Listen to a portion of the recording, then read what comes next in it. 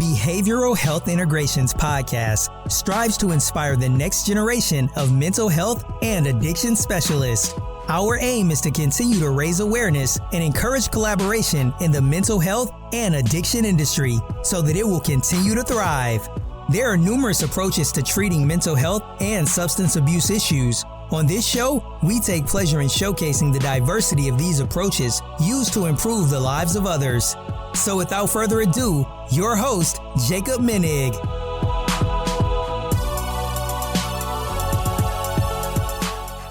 Hector, thank you so much for being on my show, man. I really appreciate it. I appreciate it, man. Thank you.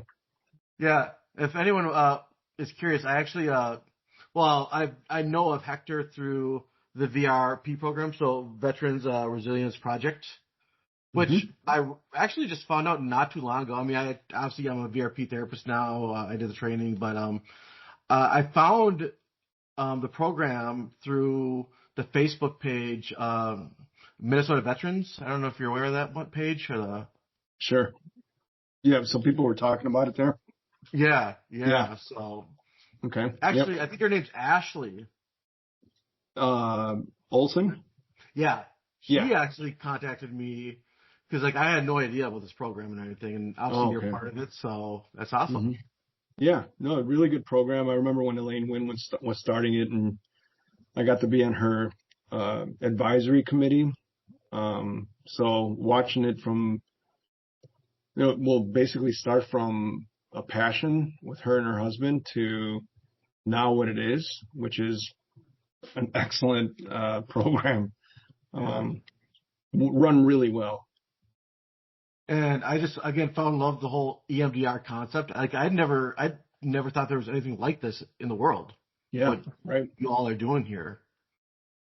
Yeah, like the Veterans Resiliency Project, but the EMDR stuff, I mean, that's been around since 1987, right? When Francine Shapiro started that.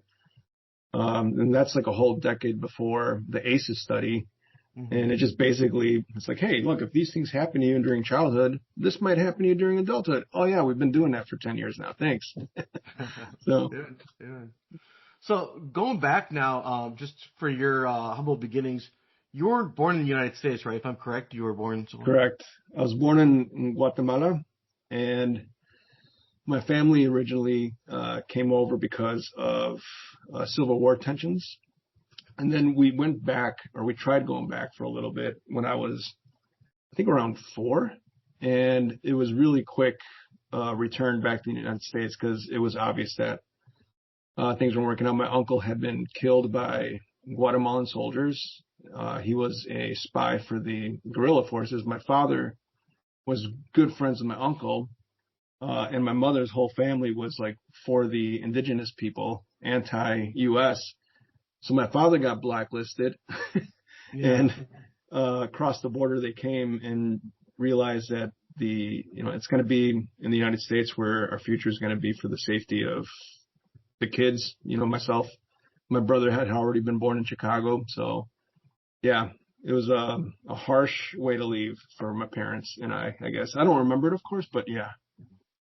Well, is it just one of those things where they were hoping it would have got better and when they got back, it wasn't better? Right.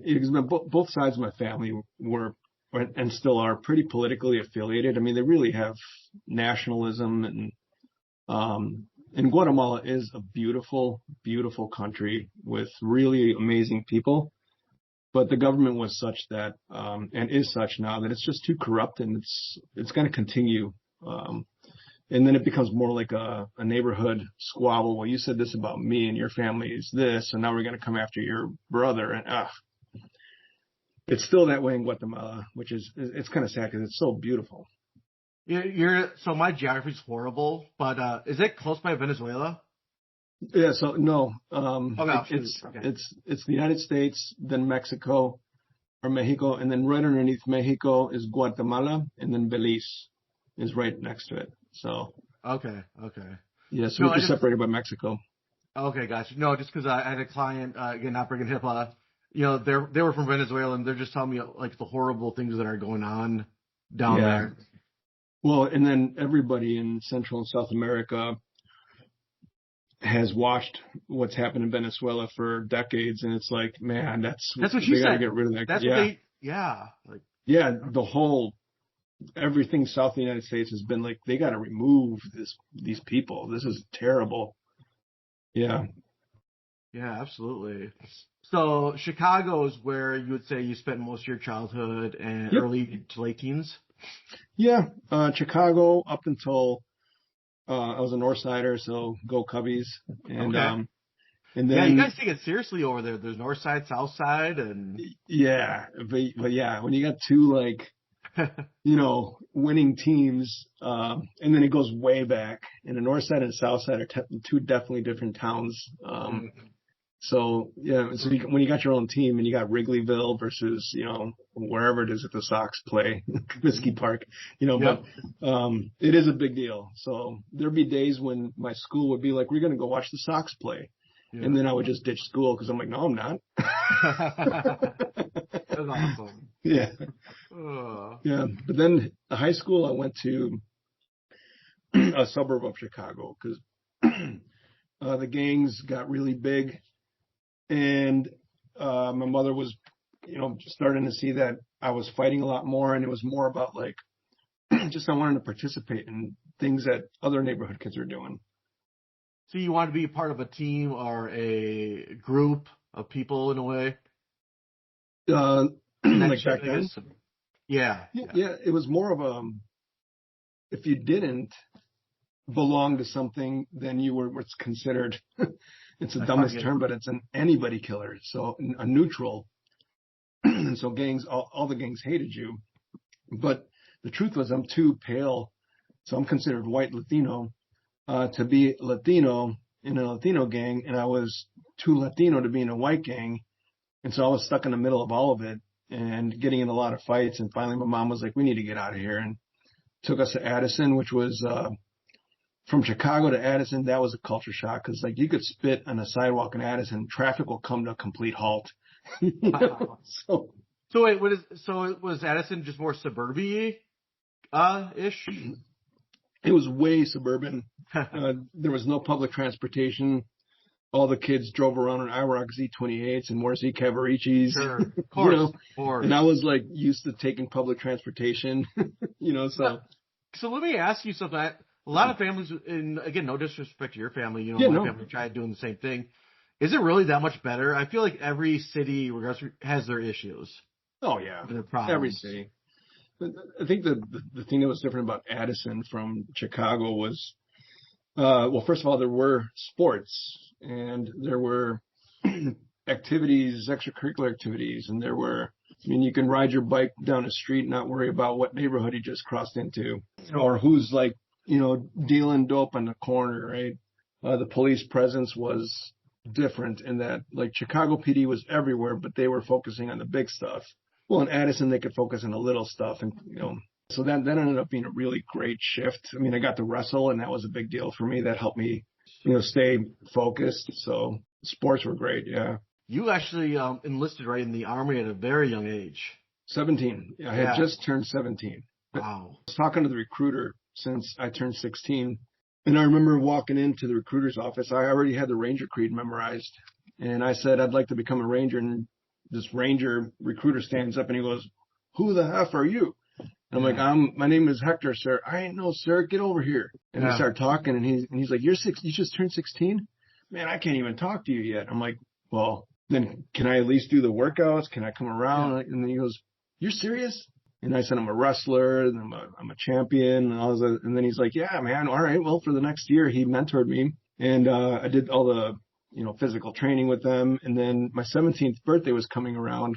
I was I was dishonest with my recruiter because I told him to just come over to my house and my mom will sign the paperwork. Nice. Oh. But I did not tell my mom that I was going to have a recruiter come over on my 17th birthday. Instead, I said, "Mom, my birthday present just showed up and he's going to knock on the door in a little bit. And I'd like for you to just please sign the paperwork." And she goes, "What?" And then the door opens and there's a recruiter there.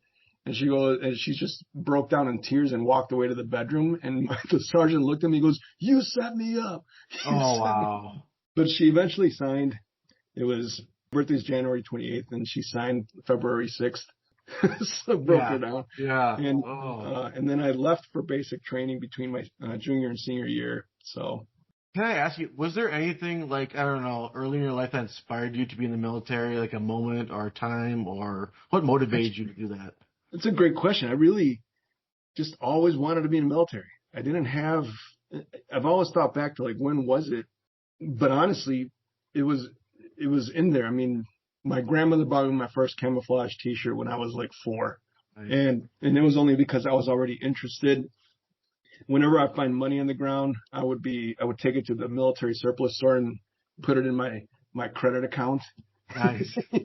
So like, I was the first kid. I was 9 years old when I started the neighborhood militia, and I was pretty progressive for the time because I included girls. Boys did not like that. I'm like, but they're bigger than us, they're faster than us, and they're stronger than us. Yeah. Yep. So we want them in our militia. It's just always been there. Yeah, I can't think of a time that it wasn't there during childhood. It was just always how I played.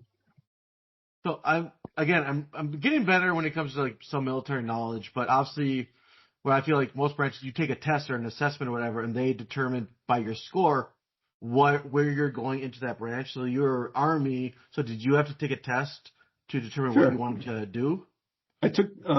We all take the ASVAB, and branches use the ASVAB differently. Oh. So like in the Navy, you don't get a rate is what they call it until you're an E4, unless you score high enough to become like a aviation technology, whatever they call it, or something more specific. The Marine Corps is open contract, so it doesn't matter. They'll put you wherever they need you. Air Force, you have to score high for whatever it is you're looking for. It's like a job, like they even call them journeyman and all that kind of stuff. In the Army, they give you your options based on your scores. And I was able to qualify for a Ranger contract. So I ended up getting a Ranger contract back when they offered those. That's perfect. That's what you wanted, right? That's exactly what I wanted. I wanted to be a Ranger.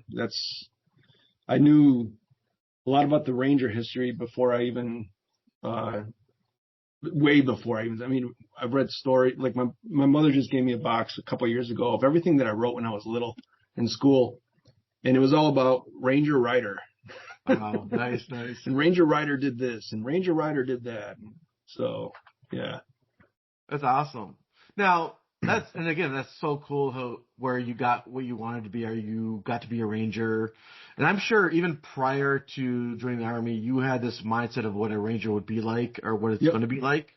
Sure. So what was the time like between that moment and then, I guess maybe early in your first deployment or middle deployment? Like, was it a culture shock? Did anything surprise you about the experience? No, it was a lot. Having been a wrestler, hard work, physical activity, all that kind of stuff wasn't. It didn't shock me that way. I was more impressed than anything because I was. Here I was in the Ranger Regiment. I made it through. I was distinguished honor graduate for a Ranger assessment, and I got 1st Ranger Battalion assigned there. And I remember that, like, in my training to become Ranger, and then when I got in the Ranger Battalion, I had like the VP of a department of a Fortune 500 company who decided to take a 4-year sabbatical. I had a, Oklahoma State football player who decided to join the military, do a Ranger contract before he went and did whatever he was going to do. I had a American Motorcycle Association dirt bike champion who I've seen in magazines. Nice. And like one of the most well-known artists from Savannah College of Art and Design. And I'm looking at these people. I'm like, there's some really, really smart people here. I mean, these are people who are already successful, or and the other part that got me was the caliber of non-commissioned officer leadership and mentorship. I thought that it was going to be like, kill, kill, kill. Right. And it was, these guys were more like, they got to know me. They got to know all my intricacies. They mentored me. There was a time to smoke me, and then there was a time to talk to me. And all of that blew me away. The level of professionalism, it was just really surprising. So not much. not much of the culture shock piece would have been that before that, other than wrestling coaches, I wasn't mentored by my father or anybody. It was just more like into the frying pan you go and hopefully you survive. And in this case, it was like, I need you to survive because you're a $6 million man and we're putting a lot of effort into you being one of the deadliest weapons in the United States arsenal. So, they really, really cared about you there. Mm-hmm.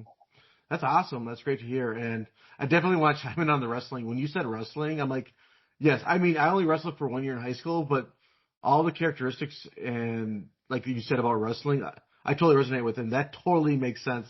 Yeah. All the pain and suffering you go through wrestling, not just wrestling the other dude, but making weight and the workouts. Yeah. That can get you through some tough times. Yeah, for sure. Ranger school was one big weight cutting session. Oh God. Yeah. Do you mind telling us like where your first few deployments were, if you don't mind me asking? Like, Yeah. My first one was, we called it Haitian Vacation #2. So it was 1994. We deployed to invade Haiti, and we invaded it. A lot of United States people don't know that. We also did Bright Star, which was it was a sort of a, I don't know, it was an interesting mission alongside with the Egyptians, and we were on the Special Operations Direct Actions team side. We did like Egyptian commando stuff, and then we taught them our stuff, and then we ran some operations with them, live operations in the western border.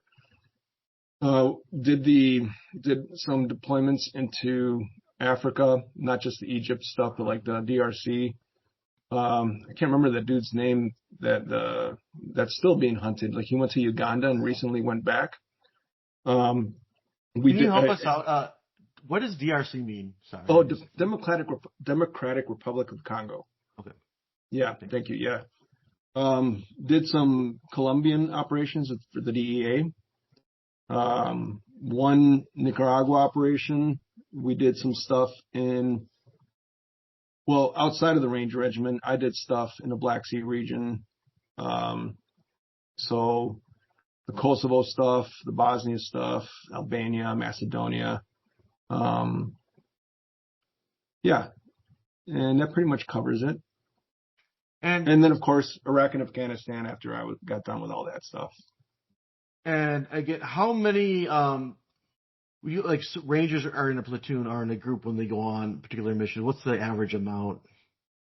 Well, you think about like a Ranger unit, and it's a typical line infantry manning where you have 12 people in a team. So like, and everything is special operations. If you think about it, like when you hear about like 12 strong, that kind of stuff, they're talking about the typical element size of a special operations kind of a unit. So like 12 Rangers in a squad, right? And you have 3 squads, and that's a typical platoon, a line platoon. And then you might have a weapon squad attached. So they're heavy weapons or heavier weapons, medium weight weapons. And then the size of the unit can change, right? I mean, that's when I was in, and I don't know how they've configured it now. I know that Rangers today, I mean, we were deadly back then, but now the caliber is so much higher than what we were, equipment and all that stuff. So I'm guessing that they operate in smaller teams than we used to operate. Okay. Just because they can. So, I mean, yeah. Obviously I'm a novice when it comes to all this, but I can imagine maybe you, correct me if I'm wrong, you have like a sniper, or do you have like a couple of medics on your team just for like if someone gets hurt and injured? And so a typical platoon will have, a couple medics. A sniper is a very specialized position, so that would probably come out of like, say, a reconnaissance platoon. And if needed, would be attached to a unit for overwatch. So a sniper would be providing cover while you move. And of course, snipers are extremely scared of the enemy because they can reach out and touch you from a long ways away. And it's what we call a combat multiplier.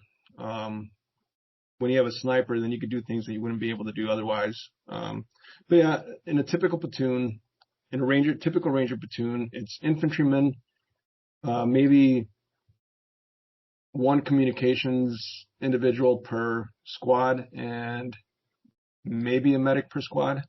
Okay. And you were infantry? Yes, infantry. Excellent. Okay.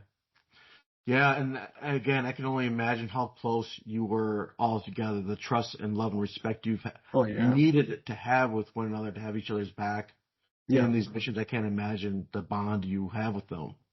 Yes, absolutely. I mean, it was more than brothers. Yeah. Yeah, and I was planning on getting to this a little bit later in the episode, but like, you know, I did my thesis on veterans of PTSD and everything, and one of the things that they feel some veterans struggle with is that they lose that platoon when they come back to the stateside. Like, it's not the same, even when they go back to their family, which is a whole nother realm of dynamics.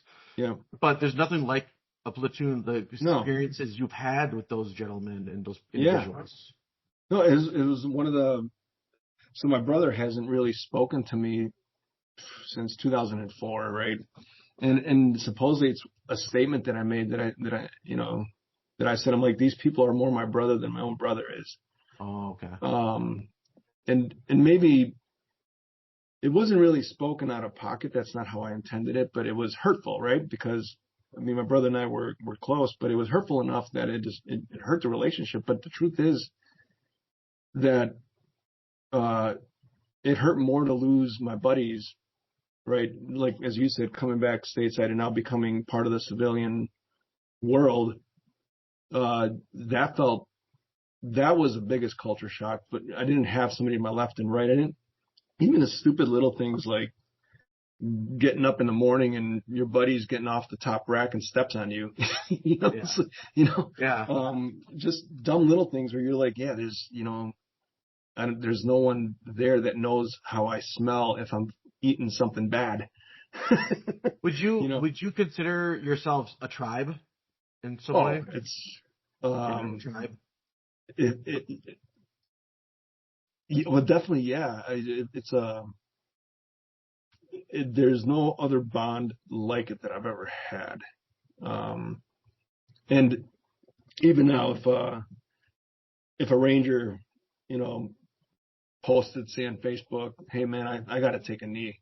Well, I know that he's hurting, and I'm reaching out. Or if it's one of those things where my best buddy from Ranger School and from 2nd Ranger Battalion, he was in 2nd. He's a well-known attorney in Utah, and if he called me, I'm flying out to Utah today. Amen. And even though we don't talk every day, we don't like write each other letters or emails, but it just never goes away. So, is that a military, like, obviously in sports, take a knee, whatever, but in the military, take a knee means like you're just not doing good mentally and emotionally. You're not doing good. Yeah. You're not doing well. Yeah. I mean, you put people down on a knee to like pull security or, drink water, right? It's a period of rest. But as a ranger, it's almost like one of those where it's like, if you have to take a knee and you're putting it out there for everybody to know that you need to take a knee, you're hurting. So little things like that. But and as far as the tribe goes, because if there's anybody else that comes around and they're wearing the insignia that I would recognize, or something that I recognize that indicates that they're a regimental ranger, then it's an immediate, all I got to do is stick up my index finger 1 up and then 2 sideways for 7 and then 5 up, and they'll know that I'm 175 Ranger. And, we have our own language. We have our own customs. We have our own way of talking about things and seeing things that we don't share with anybody else because they don't get it. Right. And it's good that they don't get it. Well, the reason I said the word tribe, I don't know if you ever heard of the somewhat famous, like, sociologist Sebastian Junger. Oh, yeah. Yeah. Okay. I see the tribe piece now. Yep. Mm-hmm. And I absolutely love his work. I'm actually really upset that I didn't add him to my thesis. I do not know why, because I love his videos. And I always play to my group, like, at the treatment center, about like how he talks about a tribe and how veterans don't feel needed or supported when they get back. Oh, yeah. And he said a lot of powerful historic things about the Blitz in London. I think that was like World War II. Yep. And he said the mental health of those people actually improved after all the destruction and death. Yeah. Being around each other. Yep. Yeah. And just like some people might view it as just very unusual and crazy, but it's just like people miss the war. That's what he said. They missed the war because they were better people. Yeah, there's a term, a Gaelic term. I think it's Haerke, Haerke, and it's almost like um a I don't want to call it nostalgia, but it's a longing, a missing, a remembering, a desiring to be back there. Yes. And especially when I'm like stressed out or, things aren't making sense out here, then I'm like, things were so much easier when I was over there. They're just easier when I was in my, in the regiment, even though people were shooting at us, it was just easier. Well, that's what he said. He was, I forgot what war he was in, but he was just obviously a reporter with the soldiers. And he said, regardless of the chaos and everything, he never slept better in his life over there. Yeah. Yeah. And coming back from the last deployment, I know a lot of guys age. But people, my last deployment was the National Guard, and it had been a while since the stand. But before then, right, I mean, leaving active duty, coming to the Guard, that's a kind of a shock as well. And how so? If you don't mind asking. Well, you're working with people. You remember that scene in 300 where King Leonidas comes up to the Athenians? Athenian, what do you do? Oh, I'm a farmer, sir. Athenian, what do you do? I'm a blacksmith, sir. Yeah. And Spartans, what do you do? I love it. I love it. Yeah. Well, a ranger, that's what we do. And a lot of these guys were like, well, they were, and nothing against them. I mean, great human beings, great citizens, but they were mixing gravy the week before, or they were driving a truck, or they were making cabinets. Where I grew up and how I grew up in the military, we were training to kill for the next operation. Was there shame?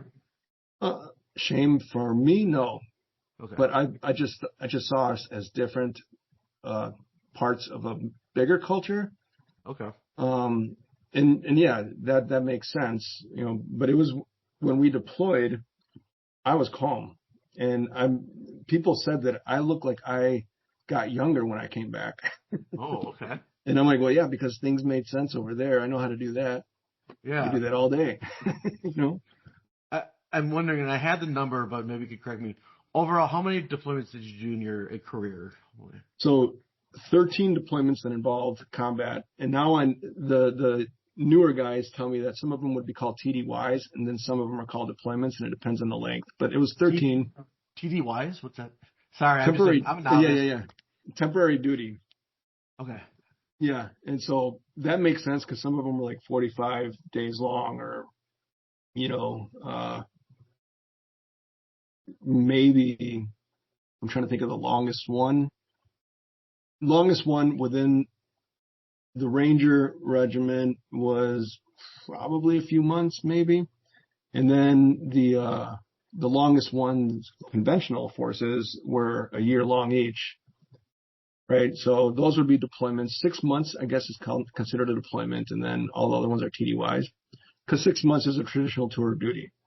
So when somebody says, they did a tour of duty in Iraq, well, if it's Army, they did a year in Iraq. They actually did 2 tours of duty in Iraq.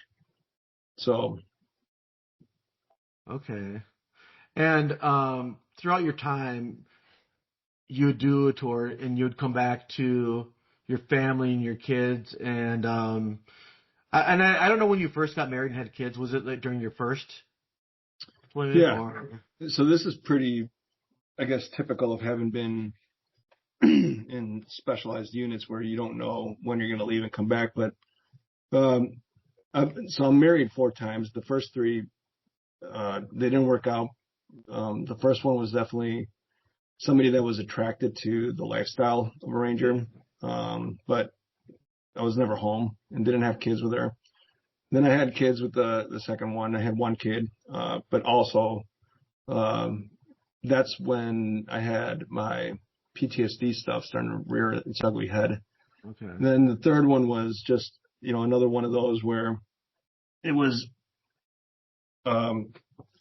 she was military. She thought that she wanted to be with a high speed, but she herself was the pretty typical military. I don't know. Something wasn't. We just weren't a good match. Mm-hmm. Had kids there. That's the unfortunate side of. That's one of the unfortunate sides of military service, right? Especially like in units like one that I was in. I wasn't really taught many relational skills. Yeah. And so I didn't do very well in relationship. And whenever things got hard, well, I'll just volunteer for a deployment. Okay. Yep. Yeah. Well, and that's another thing I was going to ask you. Early on in your deployments and when you would come back, did you notice yourself changing a little bit at first, or do you gradually start to notice, my relationships with like my friends and family are changing a little bit? When I was in active duty, I thought that I was getting more confident. That's what I called it. I would prefer to be with my buddies who were there, and I would, it's been said in the past that I would push people away that didn't get it, right? But that might have been a way now as a therapist looking back saying, well, that's when you started wanting to be only around other people who were traumatized like you, right? Because if they didn't get it, well, then screw them. And so it wasn't until the Kosovo operation, my last operation while I was still an active duty warrior, that I started to realize there's something not right with me. Something's not clicking. I'm not sleeping. I'm waking up when the sheets are on the ground, or, I'm on the ground with a pistol in my hand. It's just things weren't working, they weren't clicking. So this is the first time you noticed it, right? But did any of your family and friends say my mother? Concern? Okay. Yeah, my mother. I remember visiting her on leave, and she was sitting in the kitchen cooking the day after I got home. She was making breakfast, and I just remember feeling like this distance from her. And she turned around and said, "Where's my son?" And I remember saying to her, "I think he's dead." And then the very next day, I went back to the airport and went back to the Hunter Army Airfield, because I was like, I can't do this. I don't recognize my family. And for my mother, it was extremely painful because she and I are always close, and we're still close. But that's also around the time that the relationship with my brother started to fall apart. I didn't want to be around them. And even when I got back to the barracks, or around the unit, I didn't want to be around the new guys as much. Mm-hmm. I only wanted to be around the guys that got it. And they happen to be the same guys that were experiencing life the way I was experiencing it. So there's peace in that. There's it's calm, it's peace. It was your norm. Yeah. It made you feel safe. Made us feel safe. Most of us joined motorcycle clubs. Instead of going home on leave, we'd go for a motorcycle ride on leave. Oh, so yeah. And definitely the spouses were the ones that really saw it. I had my last one in a commentary at some speaking event, whatever. She was speaking about what it's like to be the spouse of a combat veteran, and she said, "My husband may have PTSD, but PTSD has my family." And I'm sitting there in the audience going, "When can I walk out of here?" Yeah. I'm like, this is I didn't notice all the things, but I knew that something was definitely off. And then I called in my angry days, my angry years, when I just said F it and rolled with being angry, and just hung out with other angry people. And it was all destructive, of course. I mean, no relationship would withstand that level of psychological disruption. Yeah. Now, towards the end of this, was it your own motivation that you got yourself into therapy? And I forgot what that situation was. I know you kind of mentioned it. Yeah, no, it was an armed standoff with 8 Lakeville police officers in January 24, 2004. This is before veterans courts, but the judge in Dakota County used my used that event to force me into therapy. And so my sentencing kept getting pushed out. Until finally therapy started working, because I got kicked out of every therapy, prolonged exposure, cognitive processing, group therapy. I was just falling apart. Just nothing worked. And it wasn't that it wasn't working. It's that I was not able to do it. It was just having to rehash things, and then I would get mad.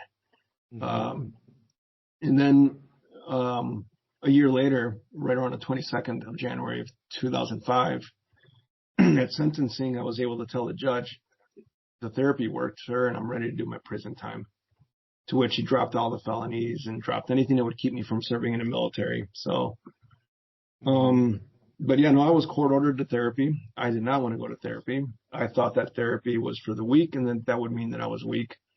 I thought that PTSD was a 4-letter cuss word, a venereal disease of some kind. Please don't give that to me. Isn't there like a shame amongst military members if they do get help amongst each other, like because they think of you as weak or you're a coward because you need help?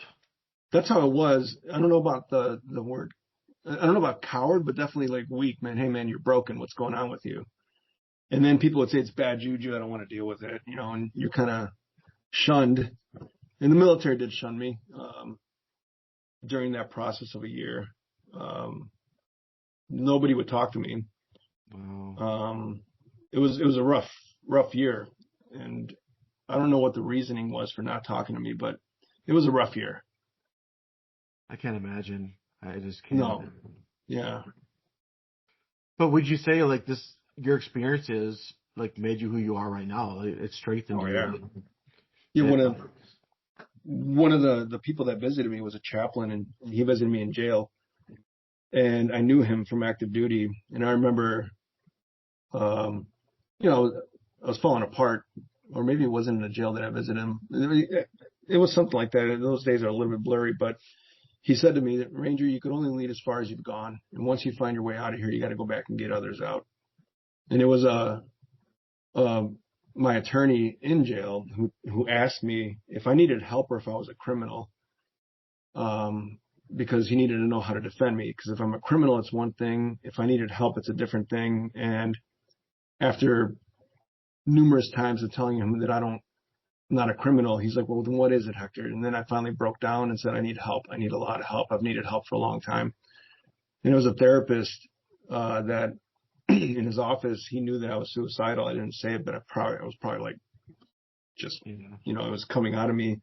And he said, Hector, you're not going to believe me right now, but you're going to be a better man because of everything you've been through. And now it's all true. When I came back from Iraq, that chaplain and that therapist both recommended that I become a mental health professional and go to Augsburg to finish a master's of social work. So that's how that got started. I was like from infantry to social work. I don't think that you guys know how this works. Airborne Ranger social worker. Yeah. It's like, what does that do? So actually, I noticed you're a fellow Adlerian like myself. I creeped out your little LinkedIn. You did go to Adler for a little bit, right? Yeah, I went to when I was going through Augsburg for my master's of social work, I stumbled across this guy named Alfred Adler. Yeah. And I'm like, this guy is so freaking cool. Yeah. He told Freud that it's just a cigar. He's like, I'm out of here, man. I'm out of here. Gets away from Freud and does his own thing. Yeah, does his own thing, and he makes total sense. I watched that video of him giving his little 4-minute elevator speech, and at the end of it, he shrugs his shoulders and says, and anything could be different. Yeah. Everything could be different. So then I decided to go to Adler and take the courses towards the certificate in Adlerian psychology. Did you go to the Richfield location? Yeah, back in the day when it was across from the mall. Yep. I was there for majority of my counseling or whatever there, and then they moved to the Minnetonka one. Okay, I had not seen the Minnetonka one yet. Yeah, it is hard as hell to get there. I don't know what. There's so many damn circles, and I still have a T-shirt that says "Gemeinschaftsgefühl." Nice. Yeah. Well, this next one is more of a two-parter for the veteran themselves and the families. Sure. From a society point of view, is there anything we as a society could do to help, again, not only the veteran but the families for when the veteran comes back? Because I feel like they don't have enough resources. Well,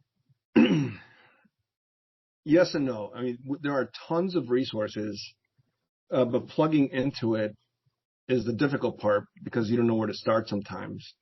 And as a society, it's, saying thank you for your service, it doesn't really go that far. Maybe as the warrior gets a little bit older and they begin to realize, look, they don't know what else to say, right? Nobody's explaining that. So then you learn to be a little bit more graceful and be like, thank you for your support, or it was an honor and a privilege.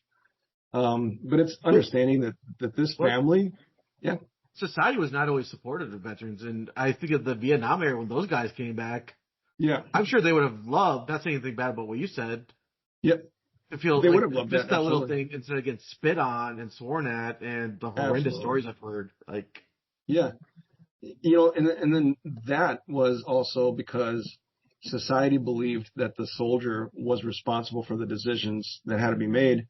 I think we've come a long way from that, but sometimes certain elements of society kind of go back and forth, and they want to I got spit on at the University of Minnesota going to speak in a uniform, but I looked at him as I unpeeled the rank because he spit on my rank, and I put the other. I'm like, man, are we still spitting on people? Is that what we're doing? Are we still children? And I was man, you got to be kidding me. I can't believe that. And then he just got out of the way when he realized, dude, that was dumb. Why would you do that? You don't have to like me, but society can still continue to remember that. But I was the one that made that decision. I followed my orders and I served gallantly. And it might shock the regular societal person in society, but I didn't do it for you.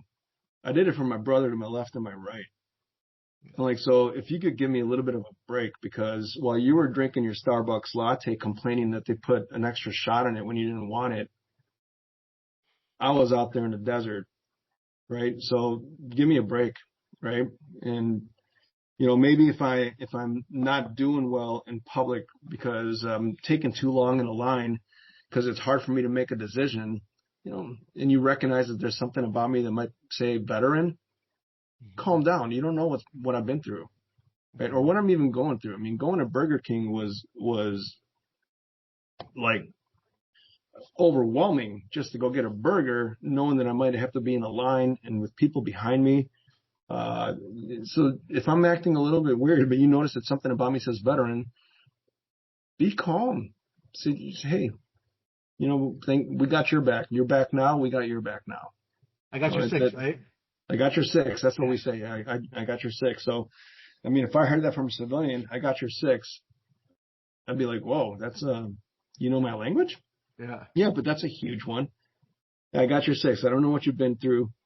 And, I don't know if you want me to thank you or not, but I'm just glad you're home. Can I ask you, and obviously social media is a huge thing with veterans and everything. Yeah. And there's a lot of movies too that come up. Is there a couple movies that actually get the veteran experience right on? Like Sniper, I know is a good one, right? Or American Sniper it's called, and Thank You for Your Service, I think, is one of them. I haven't seen that one, but I remember back in the day, Hurt Locker.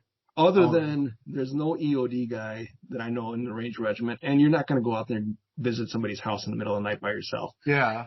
But the way that they depicted the coming home, going to the grocery store with your kid, and then, not long after that, he's walking down an alleyway getting ready to defuse a bomb again. Yeah.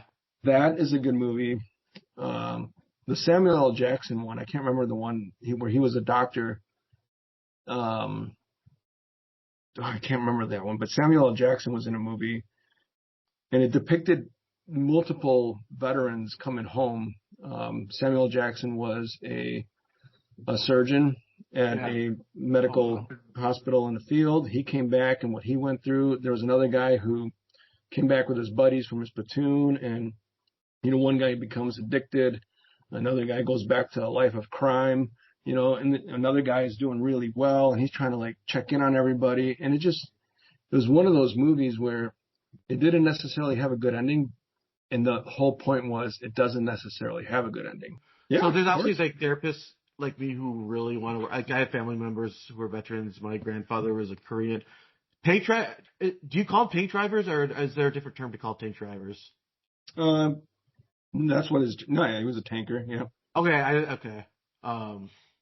So again, I want to really get back because again, I know like I come from like the family side of things where actually, well, my mom more experienced this than I did. Actually, I was never able to meet my grandfather because of his issues and stuff, and Okay. so that's where like my passion motivation comes from. So long story short, like I've had this like deep desire to like want to give back to veterans, help veterans, but I was never ever given the opportunity to do that. And I don't know if it's because of the VA or whatnot, because I almost gave up. And I was going to delete, my website, there's like, a veteran thing for me wanting to help them just because I tried so hard to like want to work with them, but it's just like, I had never got the opportunity until the Facebook site and, Ashley and everything like that. Yeah. Yeah. It is hard to get in. It is, but it shouldn't be. It shouldn't. Like I agree. Sorry. I agree. I think it's an overshot. Early on, when we were returning from Iraq and Afghanistan, organizations were popping up left and right. Oh, okay. And they were just taking from veterans instead of serving them. And so, as a whole, I mean, I remember here in Minnesota, I can't remember his name, General Shinseki. He said, if you're going to come onto my drill floor, you can't take anything from my warrior. And so then the vetting process became bureaucratic, right? And if not bureaucratic, it became long and arduous on getting trusted. And there was no way to become like, as a therapist, vetted and credentialed. There was no seal of approval. And so it became a closed culture. Even the VA for some time refused to express like a sort of a partnership with the community members until they couldn't keep up with the demand. And then all of a sudden it's like our mutual client. Back then it was our client. Now it's our mutual client. So there's been a lot of shifts. And I think that that the veteran, of course, gets caught in the middle, and it's not the veteran that wanted it that way. It's, yeah, I think that there needs to be some way, kind of like Adler did that thing with a police list and stuff. That would be a good way of getting like, I've been vetted. Yeah. So. Well, the VA, one thing I heard is that you need to be a doctor to be able to do therapy. You need to be a Ph.D. or clinical PsyD APA approved to work at the VA. Yes, to work at the VA, they have. And that just, it pisses me off so much because just because you're a PhD does not make you a better therapist. I guarantee a master's level clinician can help all veterans just as much as a PhD. Oh my gosh, and it's so I just finished my PhD, and congratulations, by the way. Thank you. Yeah, I know firsthand. The majority of my cohort had zero clinical experience. So like the interns that I'm bringing on, they learn that all of these therapists here that have been doing it at the master's level, they know more than you do. So ask them questions and don't ever throw your PhD stuff at them as a sign of like arrogance or whatever, because you're going to be asking that social worker, that LPCC, you're going to be asking them, what does that mean? Yeah, and they're going to look at you like, well, aren't you the PhD? Mm-hmm. Oh, man. Yeah. Good stuff. No, yeah. Well, but most of the PhDs that I know that work with veterans are humble. Yeah. They are good. Yeah. I just, not to spend too much time, like the VA's reasoning, or I don't even know if they even gave a reasoning why they only hire PhDs. I would love to hear their reasoning other than they have more education. Well, I think the goal was, or the vision is to provide what they believe is the best possible care for the veteran. And it may not always be well informed, Because I mean, if you go to like the Veterans Resource Center, they have master's level providers there, right? But in the big VA, there's this sort of a sense that that's what they can do. Now I know that there are programs like St. Cloud has master's level professionals, and actually now more and more you're starting to see a lot of master's level professionals. I've mentored many of them towards MDRIA certification. Nice. Yeah, but you're right. If you're going to be in charge, you're going to have a Ph.D. or a Ph.D. Right. Yeah. In most cases, there's some programs that aren't that way. For sure. Well, Hector, I want to thank you so much. It was such a great honor having you. Well, thank you, Jake. On my show. And I remember doing the training, and I saw your presentations. It's just like, I like this guy. I like his personality. I got to get him on my show. So I greatly appreciate it. I know my audience is going to. Just before we head out, if any of my audience members do want to get a hold of you, is there a way they can contact you, like an email or a website or anything like that? Yeah, so my email address is HECTORM, as in Mike, at ASCpsychological.com. So that's Alpha Sierra Charlie, psychological.com. Or if they want to like contact me to get on my schedule just to talk or something, then the best number to call is 507-345-1194. And I am the owner of ASC Psychological Services. So that's our website too, is ascpsychological.com. Excellent. And I'll put all that in my show notes too, everyone. So it'll be one click away. Right on. Cool. Hector, man, that's awesome. Thank you so much. Thank you, Jacob. I appreciate it. I again want to thank Hector for a phenomenal episode. It was truly amazing to get to know his story, and it was awesome, and I hope to continue to work with him. I just want to thank all of my listeners for your support, and just to inform everyone that the information expressed in this episode was not meant to be taken as therapeutic advice. If you do find yourself struggling with any type of mental health or addiction issues, please seek the care of a medical doctor or a licensed mental health therapist. And if anyone has any further questions for me, you can reach me at my email address, behaviorhealthintegration121@gmail.com. You can also find me on LinkedIn at Jacob Minig, where you will find more educational posts on psychotherapy, trauma, and addiction. And finally, you can follow me on my website, which is behaviorhealthintegration.org.